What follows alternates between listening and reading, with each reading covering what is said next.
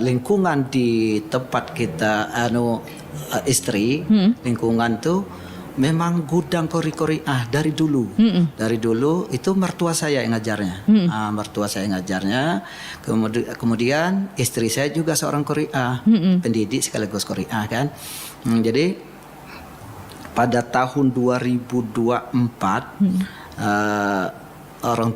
mertua saya tadi meninggal. Setelah lahir anak pertama baru sekitar 2 tahun umur, meninggal mertua saya, baru saya melanjutkan belajar ngajar tilawah tadi. Jadi saya tanya sama istri kan, bagaimana ini tekniknya ngajar di sini sehingga banyak melahirkan satu desa sudah 5 orang sampai nasional. Tapi belum ada yang menang di nasional tadi. Waktu itu kan. Terus setelah kami melanjutkan para anak-anak yang ada 3 desa dulu. 3 desa belajar awal tuh baru mengajarkan tadi awalnya bacaan biasa, makhrajnya, tajwidnya biar lebih jelas kan. Baru dimasukkan ke irama lagu tilawahnya. Kami juga merasakan manfaat yang sangat besar, Kak Milan. Wasilah dari beliau ya. Alhamdulillah saya dari kuliah S1 sampai kuliah S2 juga di Jogja, kemudian sebagai dosen. Skill ini memang dipakai sekali. Jadi saya merasakan manfaat yang luar biasa gitu. Ketika memang untuk tilawah ini cukup langka, Kak Mela ya, bagi anak-anak muda itu yang bisa tilawah. Kalau untuk bacaan ya mungkin banyak, tapi kalau untuk tilawah berirama itu sangat langka sekali. Sehingga saya merasa dampak positif yang luar biasa. Pada saat sekarang kalau tantangannya minat.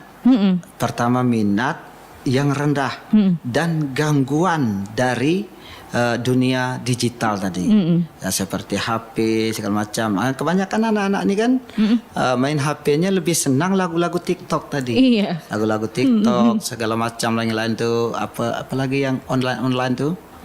Main game. Game. Game. Itulah itu kendala. Nah, disinilah peran seorang peran orang tua, peran besar selaku orang tua. Supaya bagaimana anaknya bisa lebih diatur, anak tuh lebih lembut dibawa, bagaimana dia mencintai Al-Quran, bukan sekedar membaca, bisa menjadi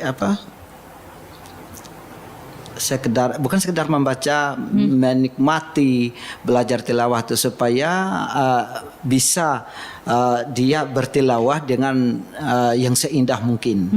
Kita perlu penyesuaian bagaimana kita bisa masuk ke dunia remaja ya, yang dengan segala tantangan terkini mereka sudah mulai melek digital, kesehariannya penuh dengan gadget, handphone, TikTok. Nah, perlu ada inovasi. Bagaimana sih kita bisa menarik minat mereka melalui hal-hal yang mereka sukai gitu.